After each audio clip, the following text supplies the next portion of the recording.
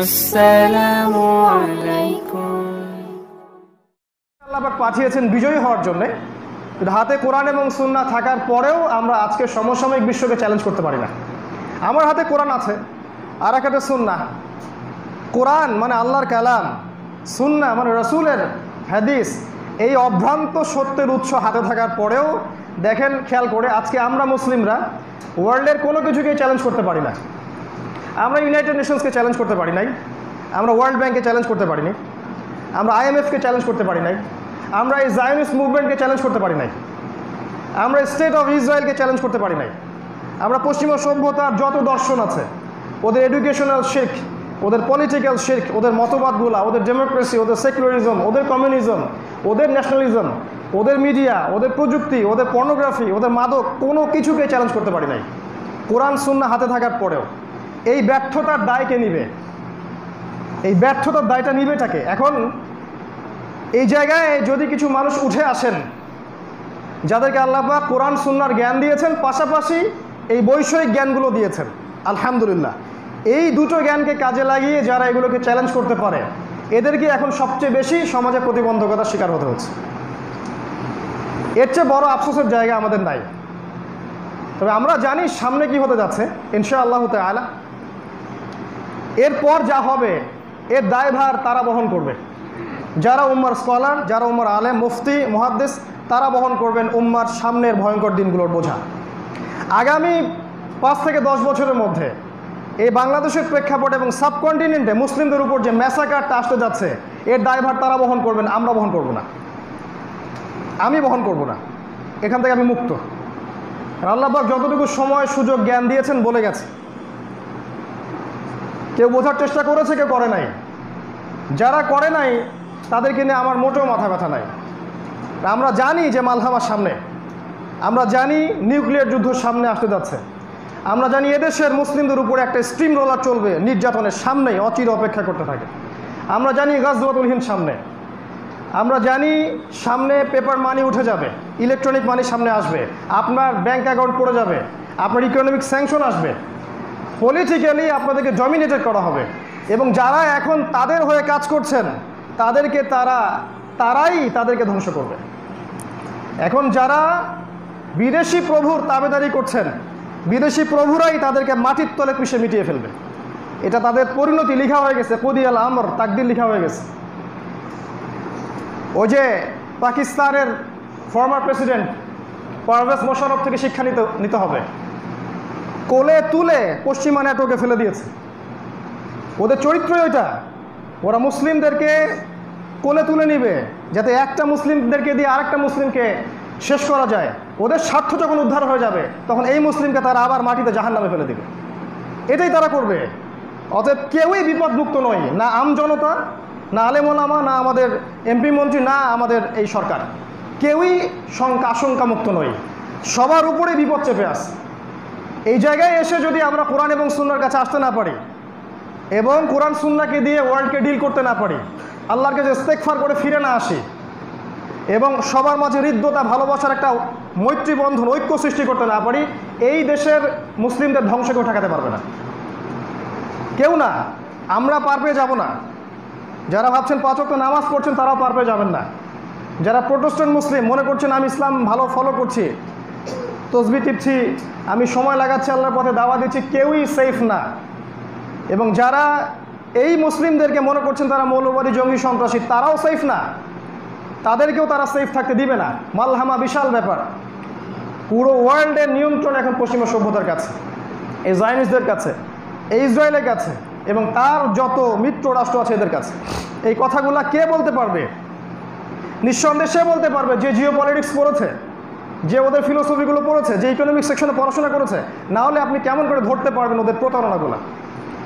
আর আমরা এই কথাগুলো দরদ নিয়ে বলছি, কারো প্রতি কোনো রকম বিদ্বেষ পোষণ করে বলছি না, কারো প্রতি না। আমাদের উপরে যারা আছেন, আমাদের আলেম ওলামা যারা আছেন এবং আম জনতা যারা আছেন, সবাই আমার ভাই, সবার কল্যাণ খায়েরের স্বার্থে কথাটা বলছি যে এই মহা বিপদ আমাদের উপর চেপে আসতেছে সামনে। এটা বোঝার জন্য আপনার এক্সটার্নাল জ্ঞান দরকার। আমি সাবজেক্টগুলোর কথা বারবার বলি, কোরআন, সুন্নাহ, history, world history, economics, philosophy, geopolitics এবং পলিটিক্যাল সায়েন্স, এগুলো আপনাকে জানতে হবে এবং ইন্টারনালি আপনাকে ভিতর থেকে নূর ও প্রজ্ঞা অর্জন করতে হবে। এটা আল্লাহর পক্ষ থেকে আসবে, এটা বাজারে কিনতে পাওয়া যাবে না।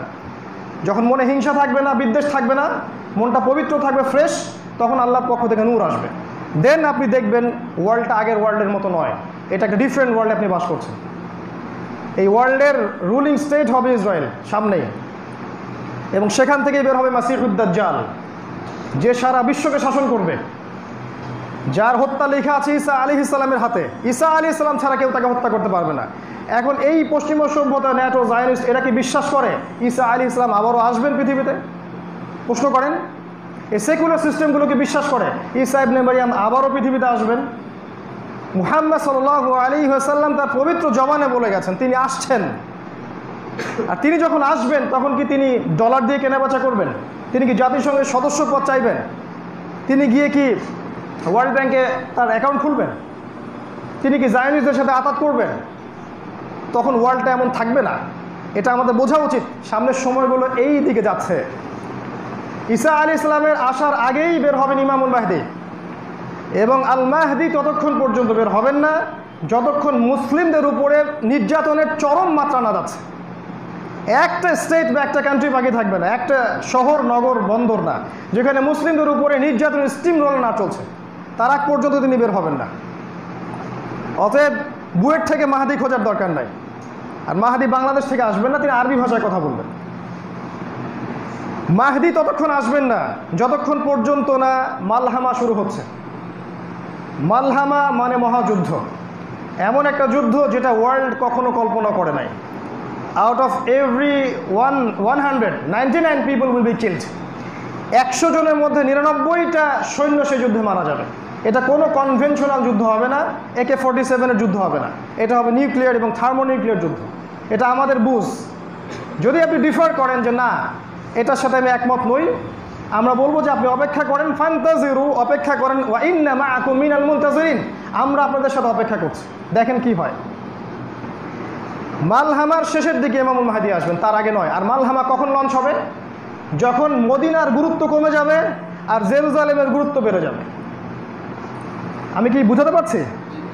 দাজ্জাল ততক্ষণ বের হবে না যতক্ষণ মুসলিমরা কনস্ট্যান্টিনোপল জয় না করছে।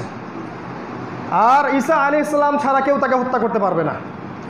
ঈসা আলাইহিস সালাম ততক্ষণ আসবেন না যতক্ষণ না ইমামুল মাহদি আসছেন। আর ইমামুল মাহদি ততক্ষণ আসবেন না যতক্ষণ না বিশ্বে মালহামা হচ্ছে। আর মালহামা ততক্ষণ হবে না যতক্ষণ না মদিনার গুরুত্ব কমে যাচ্ছে। সারা ওয়ার্ল্ডে মদিনা, স্টেট অফ মদিনা, মদিনাতুন নবী, এর গুরুত্ব কমে না যাচ্ছে এবং জেরুজালেমের গুরুত্ব বেড়ে না যাচ্ছে। এটা আবু দাউদের হাদিস।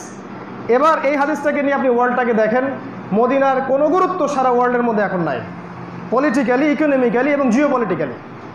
ওটা একটা ট্যুরিস্ট জায়গা, আমরা যাই ইবাদত করে চলে আসি। সেখান থেকে সারা ওয়ার্ল্ডকে রুল করা হয় না, যেমনটা নবীর সময় করা হতো, যেমনটা ইবনুল খাত্তাবের সময় করা হতো, যেমনটা আবু বকর সিদ্দিকের সময় করা হতো, এমনটা এখন হয় না। এখন টোটালি ওয়ার্ল্ডটা নিয়ন্ত্রিত হচ্ছে জেরুজালেম কেন্দ্রিক, এবং ডে বাই ডে সে তার শক্তি বর্ধন করবে। সে আরবদেরকে নিয়ন্ত্রণ করে ফেলবে। তার গ্যাস, তার তেল, তার ডলার, তার petro dollar, every single sector Israel নিয়ন্ত্রণ করে ফেলবে এবং অলমোস্ট সেটা করে ফেলেছে। এই জন্যে আমরা দেখছি যে আরবের গলফ কান্ট্রিগুলো তাদের সাথে মিউচুয়াল আন্ডারস্ট্যান্ডিং যাচ্ছে, বন্ধুত্বসুলভ আচরণ, তাদের সাথে মৈত্রী চুক্তি করছে এবং তাদের দেশটাকে তারা ওদের সামরিক ঘাঁটি স্থাপনের কেন্দ্র বানিয়ে দিয়েছে। আমরা এই জন্য বলি this is American kingdom of Saudi Arabia, if you deny with me get lost.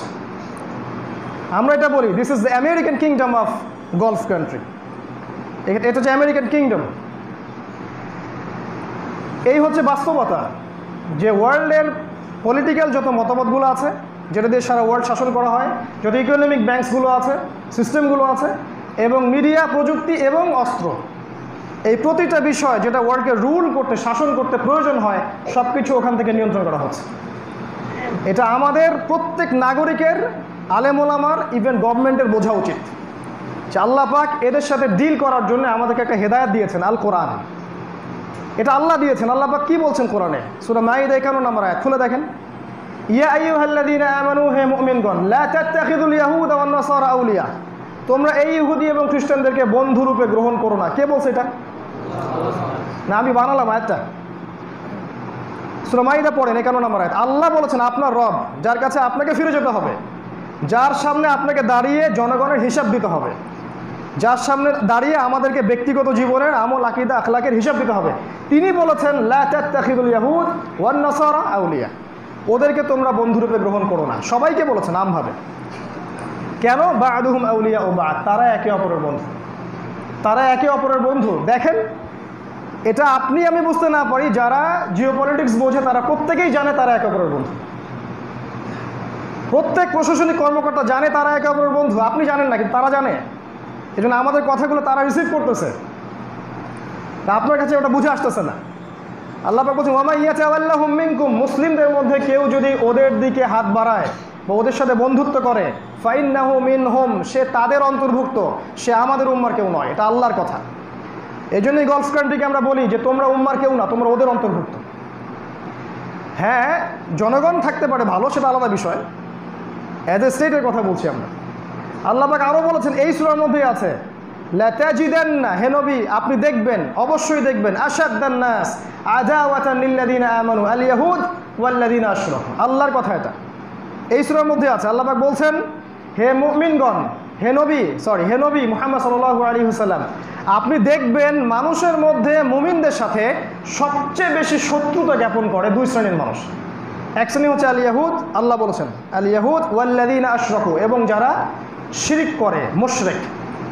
এবার কি বুঝতে পারেন ওয়ার্ল্ড জিওপলিটিক্স কেমন করে যাচ্ছে? কেন আপনার প্রতিবেশীকে তারা ডাকছে? নেতানিয়াহু কেন এত এইভাবে সারা ওয়ার্ল্ড ওয়াইড সে তার অ্যালায়েন্স তৈরি করছে? কেন? বিকজ আল্লাহ বলে দিয়েছেন তারা একে অপরের বন্ধু, এবং এরা মুসলিমদের সাথে চরম বিদ্বেষ জ্ঞাপন করে। আর বিদ্বেষটা তো মনের ব্যাপার, তাই না? এটা তো মনের ব্যাপার। ইন্টারনাল কথাটা কে বলতে পারেন? আল্লাহ ছাড়া।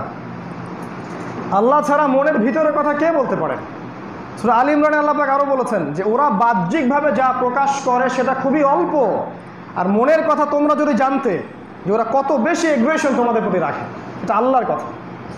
এখন কি হয়েছে বাস্তবতা? বাস্তবতা হচ্ছে আমরা এগুলোকে ডিনাই করছি।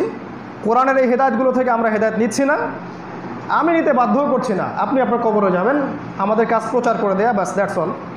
আমরা এখান থেকে হেদায়েত নিচ্ছি না, বরং এগুলোকে ডিনাই করে আমরা মনে করছি যে আমাদের বিদ্যা, আমাদের বুদ্ধি, আমাদের যুক্তি দর্শনটাই হচ্ছে চূড়ান্ত, আমরা যা বুঝি সেটাই সঠিক।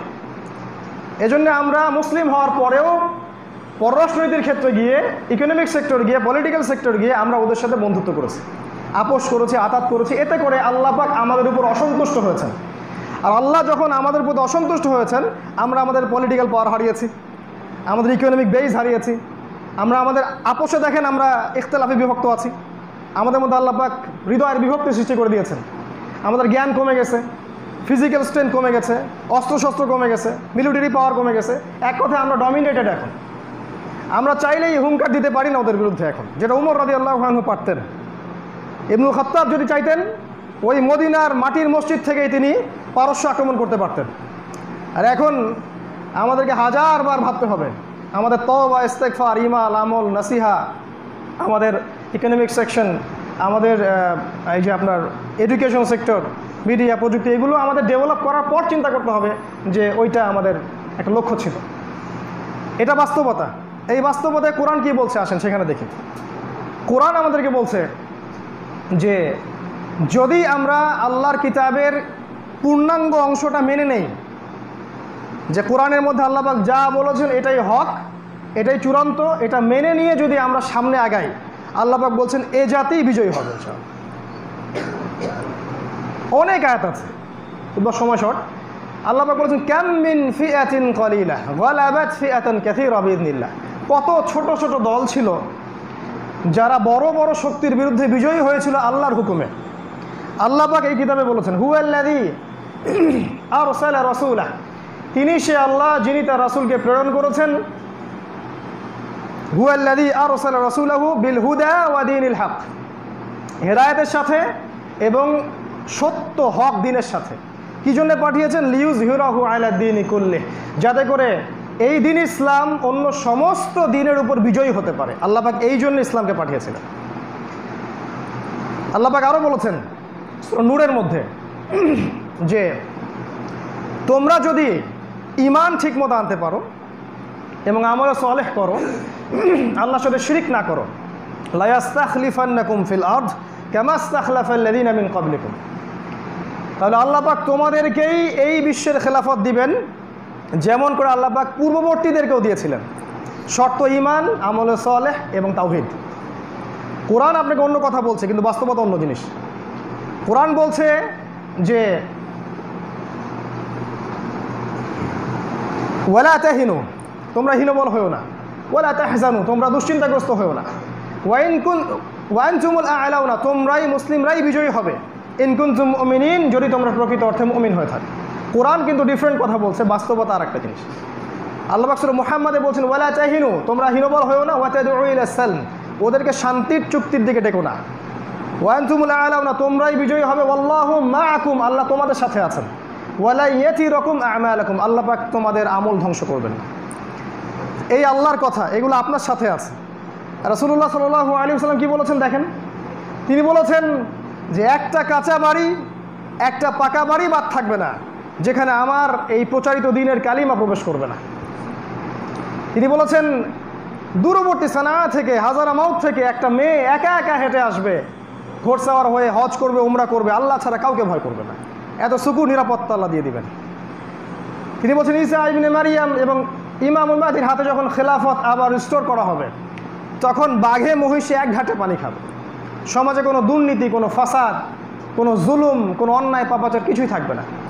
ক্রুশ ভেঙে ফেলা হবে, শুয়োরকে হত্যা করে ফেলা হবে, জিজিয়া ট্যাক্সও তুলে নেওয়া হবে।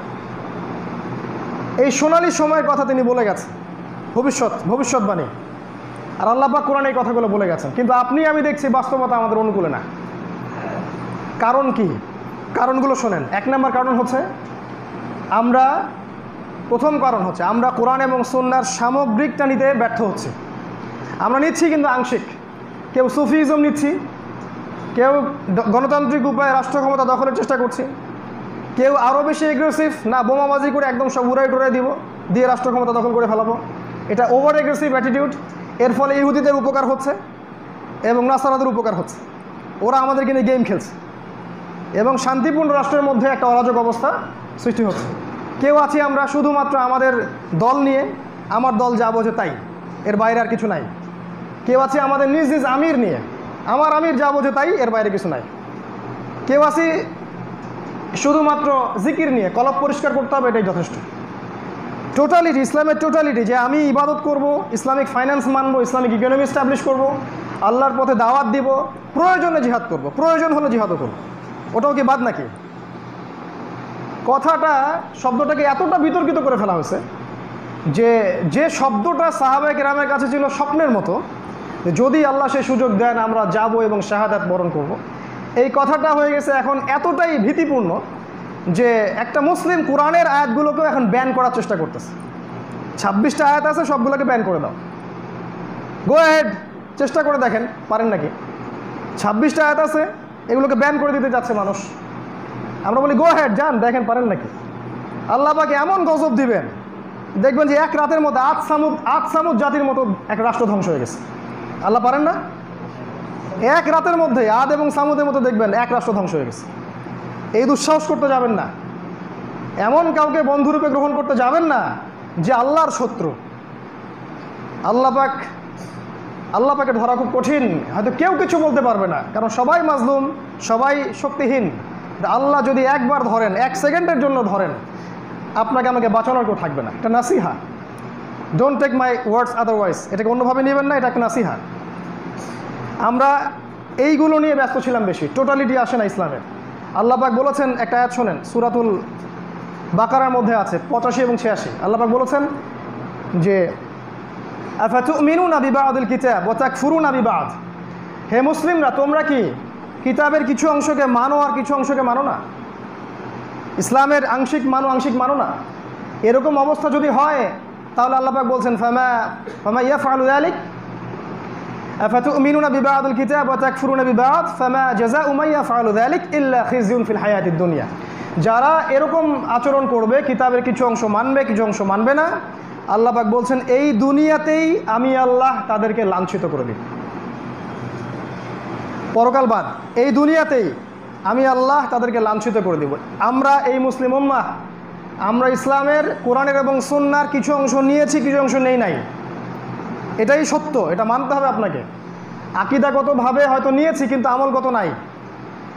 কোরআন সুন্নাহর সামগ্রিক আমল, দাওয়াত, প্রতিষ্ঠার সংগ্রাম আমাদের মধ্যে নাই, সামগ্রিকটা নাই। এই জন্য আল্লাহ পাক আমাদেরকে লাঞ্ছিত করছেন। আগে নিজের দোষগুলো ধরা শিখি আমরা। এটা সবার ক্ষেত্রে, কি আমি আর কি আপনি, কি আলেম আর কি জালেম, সবার ক্ষেত্রে সেম অবস্থা। আল্লাহ পাক এই জন্য আমাদেরকে লাঞ্ছিত করছেন। এটা নাম্বার 1 পয়েন্ট। তাহলে সমাধানটা কি? কোরআন এবং সুন্নাহর সামগ্রিকটা আপনাকে আমাকে আমল করতে হবে, বা আমল করার আকীদা রেখে পথ চলতে হবে। যতটুকু পারি করব, যা পারি নাই আল্লাহর কাছে ইস্তেগফার করব। আল্লাহ চেষ্টা করেছি, পারি নাই, মাফ করে দাও। 1 নাম্বার। 2 নাম্বার, আমরা আমাদের এই উম্মাহ কনস্ট্রাকটিভ কোনো সিলেবাসে পড়াশোনা করতে পারি নাই। আমাদের পড়াশোনার সিলেবাস ঠিক নাই। কি মাদ্রাসা আর কি জেনারেল লাইন, কোনো দিকেই পড়াশোনার সিস্টেম ঠিক নাই। আল্লাহ পাক আমাকে ইন্ডিভিজুয়ালি 2 দিকে পড়ার চান্স দিয়েছেন। 2 দিকের অপারগতাটা আমি বলতে পারবো। আপনি মাদ্রাসায় পড়েন, সেখানে আপনি হিস্ট্রি পাবেন না, ইকোনমিক্স পাবেন না, ওয়ার্ল্ড অ্যাফেয়ার্স পাবেন না, জিওপলিটিক্স পাবেন না, কিছুই পাবেন না। ইভেন একজন ইমাম খতিব মিম্বরে দাঁড়িয়ে 5টা মিনিট ইংরেজি দিয়ে বক্তব্য দিতে পারে না। তো কীভাবে আপনি ওয়ার্ল্ডকে ডিল করবেন? এই ওয়ার্ল্ড তো এগিয়ে যাচ্ছে। এটাই বাস্তবতা। সমাজের মানুষ যারা একটু হাই প্রোফাইল মানুষ, তারা আলেম ওলামা দাড়ি টুপিওয়ালা মানুষের দিকে একটা বাঁকা চোখে তাকায় কেন? কী জন্য তাকাবে? বরং আমাদের সবচেয়ে স্মার্ট পিপল হওয়ার কথা ছিল। আমাদের উচিত ছিল সবচেয়ে স্মার্ট পিপল হওয়া, কারণ কোরআন সুন্নাহ আমাদের হাতে আছে। ওদের কাছে তো কোরআন নাই। তা আমরাই দেখা যায় জবুথবু হয়ে থাকি, হীনমন্যতায় ভুগি, পরাজিত মানসিকতার মতো হয়ে থাকি। কেন এমন হবে? কারণ আপনার এই যে এডুকেশনাল ব্যাকগ্রাউন্ডে প্রবলেম আছে। আপনি কোরআন সুন্নাহ শিখছেন, ঠিক আছে, বাট এই জায়গায় প্রবলেম আছে। এই জায়গায় সংস্কার দরকার ছিল। স্বাধীনতার পর থেকে আমরা এটা করতে পারি না।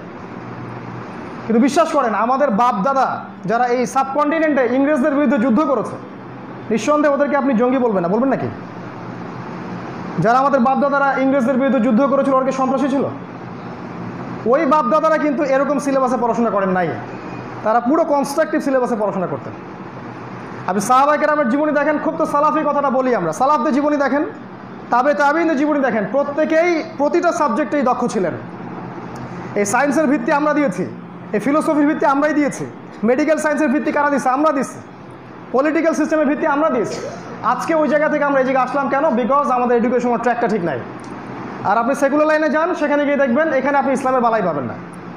ওই যে অনেকদিন বলছি 20 বছর পড়বেন, 20টা সূরা শিখবেন না, 20টা হাদিস শিখবেন না। যারা ইসলামিক সাবজেক্টে পড়ে ওদের কথা বাদ, জেনারেলি যারা পড়ি আমরা দিনের মিসকিন হয়ে থাকবে। ইভেন ওযু গোসলের ফরজও জানবেন না।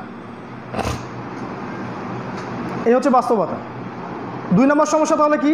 আমরা এডুকেশনাল সিস্টেম ঠিক করতে পারি না। সলিউশন, সিস্টেম অনতিবিলম্বে ঠিক করতে হবে। যা হয়ে গেছে। আমাদের এই যে বাচ্চারা যারা বেড়ে উঠতেছে, অ্যাটলিস্ট এদের দিকে তাকিয়ে এমন মাদ্রাসা, এমন মসজিদ, এমন স্কুল মক্তব তৈরি করতে হবে যেখানে কনস্ট্রাকটিভ সিলেবাসে পড়াশোনা হবে। আমার সন্তান সব কিছুই শিখবে, কোরআন সুন্নাহ, ইংরেজি, অঙ্ক সব কিছু শিখবে। এগুলো সেকুলার সাবজেক্ট নয়। এই বিশ্বকে ডিল করার জন্য এগুলোর দরকার আছে। আমাকে প্রযুক্তির জন্য চায়নার দিকে তাকিয়ে থাকতে হয় কেন? আমাকে অস্ত্রের জন্য ওই আমেরিকার দিকে তাকিয়ে থাকতে হয় কেন? আমরা এগুলো তৈরি করব, ওরা আমাদের কাছ থেকে নেবে। আর আমরা আজকে হয়ে গেছি নতজানু পররাষ্ট্রনীতি। কী জন্যে? বিকজ আমরা এই জায়গায় কাজ করতে পারি নাই। কথাগুলো দরদের সাথেই বলছি।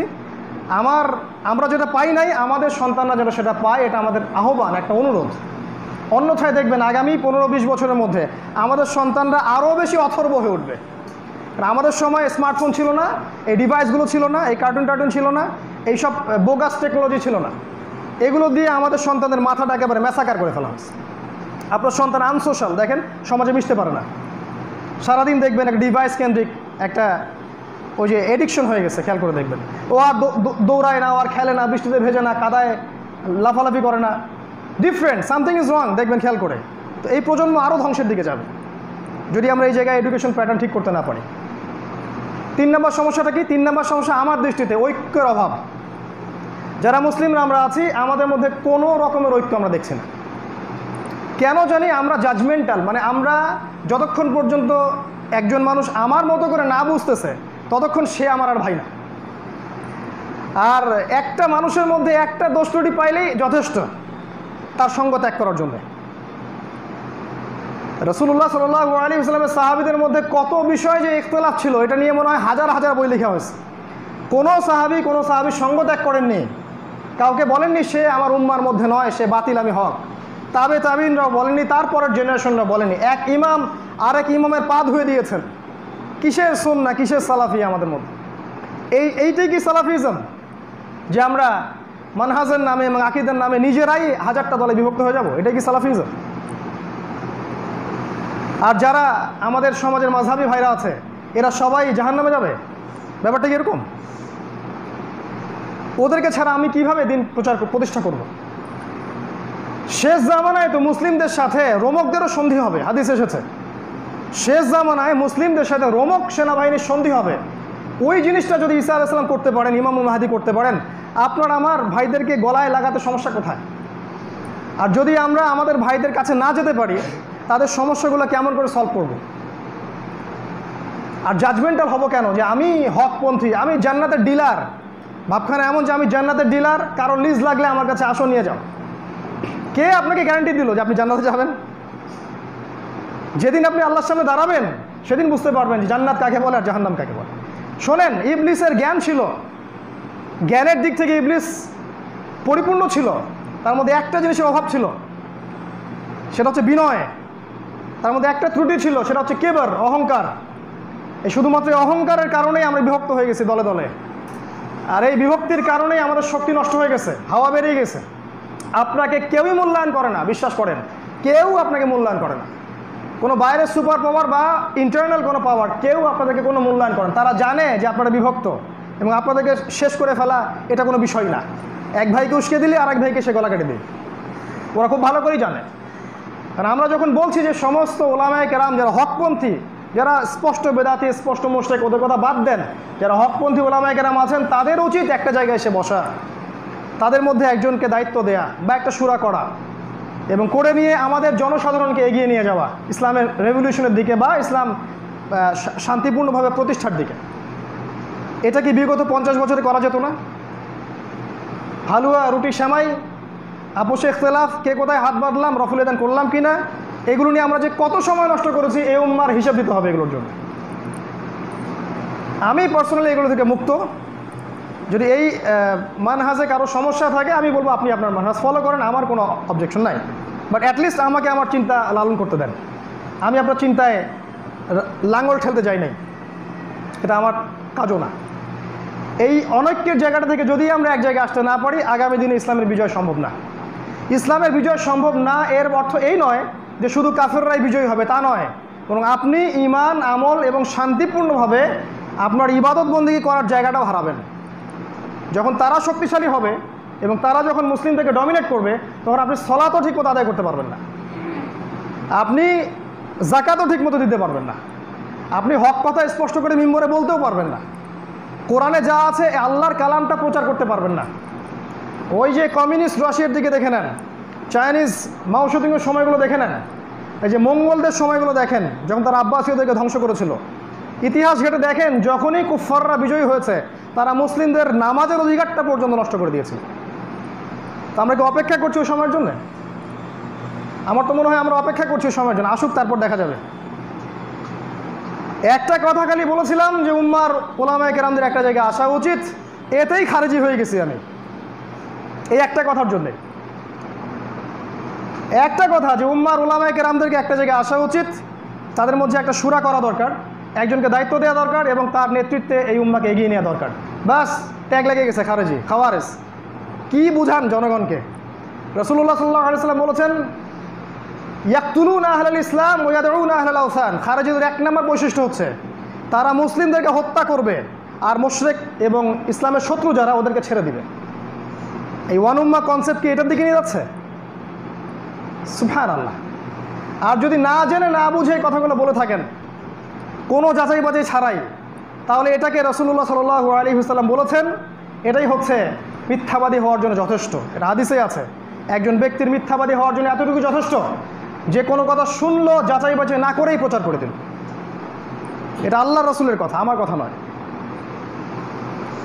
এই জায়গায় আমাদের সবচেয়ে বেশি কাজ করা উচিত। আমার উদাত্ত আহ্বান থাকবে যে কাউকে বাদ দিবেন না, গভর্নমেন্ট হোক, সাধারণ জনগণ হোক, প্রশাসন হোক, আলেম ওলামা হোক, সবাইকে নিজের মনে করে চিন্তা করতে হবে। সবাই আমাদের অংশ, আমরা সবাই মুসলিম উম্মার অংশ। তাদের মাঝে অনেক ভালো মানুষ আছে, অনেকে আছে যারা ইসলাম পছন্দ করেন না, অনেক ভালো মানুষ আছে যারা ইসলামকে পছন্দ করেন। সবাইকে নিয়ে ইউনাইটেড কমিউনিটি করতে হবে, আদারওয়াইজ এ জাতির ধ্বংস কেউ ঠেকাতে পারবে না। কথা বিশ্বাস না হলে আপনি 5 থেকে 10 বছর অপেক্ষা করে দেখেন কি হয় আপনাদের সাথে। আমাদের কাজ ছিল পৌঁছে দেয়া, ব্যাস পৌঁছে দিয়েছি, আল্লাহ সাক্ষী আছেন। 4 নম্বর কাজ, 4 নম্বর সমস্যাটা দেখেন, ইকোনমিক সমস্যা। শেষ করছি এখন। আমরা আলাদা কোনো ইকোনমিক প্যাটার্ন তৈরি করতে পারি নাই যদি ইসলামিক ফাইন্যান্স, ইসলামিক ইকোনমিক্সের উপর দাঁড়িয়ে থাকবে, যেখানে কোনো সুদ থাকবে না, কোনো ঘুষ থাকবে না, কোনো রিবা, বোগাস মানি এবং IMF নিয়ন্ত্রিত এই যে ইকোনমিক স্যাংশন, টাকা মান পড়ে যাওয়ার ধসের যে সিস্টেম, এগুলো থাকবে না। এরকম কোনো ইকোনমিক্স আলাদা কোনো সিস্টেম, সেপারেট কোনো সিস্টেম আমরা লঞ্চ করতে পারি নাই বিগত 100 বছর থেকে। যারাই চেষ্টা করেছে ওদেরকেই পশ্চিমারা ধসিয়ে দিয়েছে, যারাই চেষ্টা করেছে, হোক সেটা টার্কি বা হোক সেটা মালয়েশিয়া বা এই যে আমাদের আফগান বা পাকিস্তান বা এই যে সিরিয়া, যারাই চেষ্টা করেছে, এবারে যে গাদ্দাফির কান্ট্রি লিবিয়া, যারাই চেষ্টা করেছে তাদেরকে ওরা ধসিয়ে দিয়েছে। কিন্তু আমাদের উচিত ছিল আলাদা কৃষিভিত্তিক, ব্যবসাভিত্তিক, জাকাত ভিত্তিক, গোল্ড অ্যান্ড সিলভার কেন্দ্রিক, যেখানে কোনো ইকোনমিক স্যাংশন থাকবে না, এমন একটা ইকোনমিক সিস্টেম দাঁড় করানো। আমরা পারি নাই। যতক্ষণ পর্যন্ত শোনেন, যতক্ষণ পর্যন্ত ইকোনমিক্যালি একটা দেশ শক্তিশালী হয় না, ততক্ষণ পর্যন্ত এই জাতিকে কেউ ভয় করে না। আর যখন আপনি খাবারের জন্য অন্যের মুখাপেক্ষী, তারা আপনাকে মূল্যায়ন করবে না, স্বাভাবিক। আপনাকে হাদিস মনে করিয়ে দিই, দাজ্জালের কাছে রুটির পাহাড় থাকবে, মানে দাজ্জালের কাছে ইকোনমিক সিস্টেমের নিয়ন্ত্রণ থাকবে। সে চাইলে আপনাকে খাওয়াবে, চাইলে আপনাকে দুর্ভিক্ষ দিবে, হাদিসে আসছে। এটাই সেই সিস্টেম, যদিও দাজ্জাল একজন ব্যক্তি। এটা আমরা করতে পারি নাই। এখন কি সম্ভব না? সম্ভব, 0.5% সম্ভব। আমার অবজারভেশন, এমনভাবে রিবা আপনাকে ঘিরে ফেলছে, এখান থেকে বের হওয়াটা এখন 0.5% পসিবল। কীভাবে সম্ভব হতো? যদি আমরা অ্যাজ এ কমিউনিটি এটা বুঝতে পারতাম, ইকোনমিক সেকশনে কাজ করতাম, বিকল্প অর্থনৈতিক ব্যবস্থা প্রতিষ্ঠার চেষ্টা করতাম এবং সরকার বা অন্যদের কাছে উপস্থাপন করতাম যে এই সিস্টেমটাও ভালো, এটাও অ্যাপ্লাই করা যায়। অনেকেই আমাদেরকে বলে যে আপনারা রিবার এগেনস্টে কথা বলেন, কখনো তো বলেন না কীভাবে রিবাকে বাদ দিয়ে, সুদকে বাদ দিয়ে ইসলামিক ফাইন্যান্স চালু করা যায়। কই মেম্বর থেকে তো বলেন না। কথা তো ঠিকই আছে, আমি একমত কথার সাথে। অনেক মাহফিলই তো বলে বেড়ান না, বিকল্প সিস্টেমটা দেন। কোন সিস্টেমে আপনি ইকোনমি দাঁড় করাবেন? কোথায় সিস্টেম? ইকোনমিক্স নিয়ে পড়াশোনা করে নাকি কোনো মাদ্রাসায়? একটা মাদ্রাসায় ইকোনমিক্স সিস্টেম, ব্যাংকিং, ফাইন্যান্স বা ইসলামিক মনিটরিং নিয়ে পড়াশোনা আছে? নিজের সাথে ফেয়ার হওয়া দরকার, নিজের অনেস্ট হওয়া দরকার যে আমাদের এই জায়গায় সমস্যা আছে, এই সমস্যাগুলো দূর না করা পর্যন্ত আমরা সফল হতে পারবো না। অতএব ইকোনমিক সিস্টেমে আসেন। সূরাতুল কাহফ আপনাকে হেদায়েত দিবে, সেখানে লেখা আছে কিভাবে ইকোনমিক সিস্টেম দাঁড় করাতে হবে। সূরাতুল মাইদায় আছে, সূরাতুল আনফালে আছে, ওগুলো পড়েন। সূরা তওবায় আছে, দেখেন আপনাকে আল্লাহ পাক হেদায়েত দিয়েছেন কিভাবে আপনি দাঁড় করাবেন। আল্লাহ পাক বোঝার তৌফিক দিক। আল্লাহ। আরেকটা বলে শেষ করছি, আরেকটা বড় মেজর সমস্যা ছিল আমাদের, সেটা হলো যে আমরা আমাদের স্বতন্ত্র নেতৃত্বের জায়গাগুলো প্রতিষ্ঠা করতে পারি নাই। কীরকম? যেমন যদি আমরা ওয়ার্ল্ডকে রুল করতে চাই, ইসলামের বিজয় চাই, ইসলাম সারা বিশ্বে ছড়িয়ে যাক এটা চাই, তাহলে আমাদের প্রয়োজন ছিল একটা স্বতন্ত্র মিডিয়া, স্বতন্ত্র সংস্কৃতি, স্বতন্ত্র টেকনোলজি, প্রযুক্তি, এই বিষয়গুলো আমাদের প্রয়োজন ছিল। এগুলো ছাড়া আপনি এই বিশ্বে চলতে পারবেন না। বিগত 100 বছরে স্কলারশিপ অফ ইসলাম, ইসলামিক স্কলারশিপের দিকে তাকিয়ে দেখেন, আমরা কি আলাদা করে এমন কিছু প্রতিষ্ঠা করে জনগণকে দিতে পেরেছি? উত্তর না। যদি নাই হয়ে থাকে উত্তর, তাহলে মনে রাখবেন এই শক্তিগুলো ছাড়া, মিডিয়ার শক্তি বলেন, আপনার সংস্কৃতির শক্তি বলেন, প্রযুক্তির শক্তি বলেন, অস্ত্র শক্তি বলেন, মিলিটারি শক্তি বলেন, অর্থনৈতিক শক্তি বলেন এবং পলিটিক্যাল শক্তি বলেন, এই শক্তিগুলোকে বাদ দিয়ে আল্লাহর পথের চূড়ান্ত বিজয়, জিহাদ এবং ইসলামের এই দিন প্রতিষ্ঠার খেলাফা আদৌ সম্ভব নয়, আদৌ সম্ভব নয়। কারণ রাসূলুল্লাহ সাল্লাল্লাহু আলাইহি ওয়াসাল্লাম মদিনায় হিজরত ততক্ষণ পর্যন্ত করেন নাই যতক্ষণ সেখানে একটা কমিউনিটি গড়ে ওঠে নাই, ইউনাইটেড কমিউনিটি গড়েছেন, তারপর গিয়েছেন। তিনি ততক্ষণ পর্যন্ত বদর যুদ্ধ করেননি যতক্ষণ পর্যন্ত ইসলামিক ইকোনমিক সেক্টরটা ডেভেলপ না করে। তিনি আগে কাফেলাগুলো অ্যাটাক করেছেন, তারপরে বদরে গিয়েছেন। তিনি প্রশিক্ষণ দিয়েছেন, সামরিক প্রশিক্ষণ দিয়েছেন, তারপরে বদরে নিয়েছেন। তিনি মুসলিমদের জামা গঠন করেছেন, লসগুলো বাস্তবায়ন করেছেন, দেন তিনি রাষ্ট্র গঠন করেছেন, তারপর বদরে গিয়েছেন। বেসিক কাজগুলো না করে শুধু লাফালেই হয় না যে সাবিলুনা সাবিলুনা আল জিহাদ আল জিহাদ, কাইফা তুজাহিদুনা ফি সাবিলিল্লাহ। এই শক্তিগুলো ছাড়া আপনারা কীভাবে আল্লাহর পথে জিহাদ করবেন? তো এগুলো আমাদের সমস্যা। এই সমস্যাগুলো থেকে উত্তরণের জন্যে আমার নাসিহা এডুকেশন সেক্টরটা ডেভেলপ করতে হবে। আমাদের ঊর্ধ্বতন কর্মকর্তাদেরকে বোঝাতে হবে দাওয়াটা টোটাল ইসলামের দাওয়া, ইসলামের দাওয়াটা সমাজে প্রচার করতে হবে, টোটালটা, আংশিক না। ঐক্যের দরকার আছে, একটা প্ল্যাটফর্ম দরকার হতে হবে। উম্মার মধ্যে আলেম ওলামাদেরকে নিয়ে এক জায়গায় বসতে হবে। আমাদের সন্তানদেরকে তৈরি করতে হবে, আমাদের সন্তানরা যেন প্রত্যেকটা দিক থেকে গড়ে ওঠে, এটা আমাদের নিশ্চিত করতে হবে। আলাদা মিডিয়ার দরকার, আলাদা প্রযুক্তির দরকার, আলাদা টেকনোলজি এবং আলাদা রেভলিউশনের দরকার আছে। এটা ছাড়া আপনি আগাতে পারবেন না। আল্লাহ পাক আমাদের কথাগুলো বোঝার তৌফিক দান করুন। আল্লাহুম্মা আমিন। আকুলু কওলি হাযা আস্তাগফিরুল্লাহ লি ওয়া লাকুম ওয়া লিসাইরিল মুসলিমিন। বারাকাল্লাহু লানা ওয়া লাকুম বিল আয়াতিল হাকীম ইন্নাহু তাআলা জাওয়াদুন কারীমুন রাউফুর রহিম। একটা কথা বলে শেষ করছি। এই কথাগুলো হয়তো অনেককে হতাশ করতে পারে, কিন্তু আমি একটা কথা বলেছি যে কোরআন এবং সুন্নাহ আমাদেরকে হতাশ হতে বলে নাই। কোরআন এবং সুন্নাহ বলেছে যে এই অবস্থা যেটা দেখছেন এটা চিরস্থায়ী হবে না। ঠিক ওই যুগের ফেরাউনদের মতো, ওই যুগের আবু জাহেলদের মতো, ওই যুগের নমরুদদের মতো আজকের যুগের যারা ফেরাউন, নমরুদ, আবু জাহেল, তাদেরও ধ্বংস আসবে। এবং আল্লাহ রাব্বুল আলামিন তার রাসূলের মাধ্যমে জানিয়ে গেছেন কার পরে কি হবে। সামনের সময়টা ইসলামের জন্যে, এই সময়টুকুতে ধৈর্য ধরতে হবে, প্রস্তুতি গ্রহণ করতে হবে এবং অতি আবেগী হয়ে এমন কিছু করা যাবে না যেটা একটা মুসলিম কান্ট্রির মধ্যে এমন বিশৃঙ্খলা সৃষ্টি করে যেটাতে ইসলামের পরিবেশ আরও সংকুচিত হয়ে যায়। এমন কিছু কোনো পদক্ষেপ গ্রহণ করা যাবে না, এটা করা যাবে না। বরং সবরের সাথে, ইদারের সাথে, জামার সাথে, প্রশিক্ষণের সাথে, ধৈর্যের সাথে আপনাকে প্রস্তুতি গ্রহণ করে এগিয়ে যেতে হবে। এখন রেজাল্ট পাবেন না, ইনশাআল্লাহ 5 থেকে 10 বছর পর রেজাল্ট পাবেন ইনশাআল্লাহ। তাড়াহুড়া করতে যাবেন না। আল্লাহ পাক হাদিসে জানিয়েছেন তার রাসূলের মাধ্যমে সামনেই ইমামুল মাহদী আসছেন, মালহামা লঞ্চ হবে ইনশাআল্লাহ। মুসলিমদের মধ্যে জামা হবে, বায়া হবে, প্রত্যেক বাতিল শক্তির ধ্বংস হবে এবং সভ্যতা সংকুচিত হয়ে আসবে। প্রচুর মানুষ মহামারীতে মারা যাবে, প্রচুর মানুষ নিউক্লিয়ার যুদ্ধে মারা যাবে, প্রচুর মানুষ দেখবেন ওই মালহামায় মারা যাবে, অল্প কিছু মানুষ বেঁচে থাকবে। তাদেরকে নিয়ে ইমামুল মাহদী আগাবেন। কনস্টান্টিনোপল আবার বিজয় করা হবে, হয়তোবা সেটা নেটোর হাত থেকে মুক্ত করা হবে। দেন জেরুজালেম আমরা আবার বিজয় করবো ইনশাআল্লাহ তাআলা। এটা রাসূল সাল্লাল্লাহু আলাইহি ওয়াসাল্লাম বলে গেছেন, এটা আমার কথা নয়। আপনি আমার মুখ বন্ধ করলেও এটা ঠেকাতে পারবেন না, এটা রাসূলের কথা। তিনি বলে গেছেন মুসলিমরা ওটা বিজয় করবেই করবে এবং সেখানে দাজ্জাল আত্মপ্রকাশ করবে, ঈসা আলাইহিস সালাম তাকে হত্যা করবেন। 40 বছর তিনি খেলাফা রিস্টোর করবেন, আরও 40 বছর। তারপরে মানুষ আবার খারাপ হওয়া শুরু করবে এবং ওই খারাপ মানুষগুলোর সামনে কিয়ামত হবে। সময় একটা বাকি আছে, এই সময়টা আমাদের সামনে বাকি আছে। এই সময়ের জন্য আমাদের প্রস্তুতি কী, আমি খুব সংক্ষিপ্ত সময়ে একটা আলোচনা করার চেষ্টা করেছি। আল্লাহ পাক আমাদেরকে বোঝার তৌফিক দান করুন, প্রিপারেশন গ্রহণ করার তৌফিক দান করুন।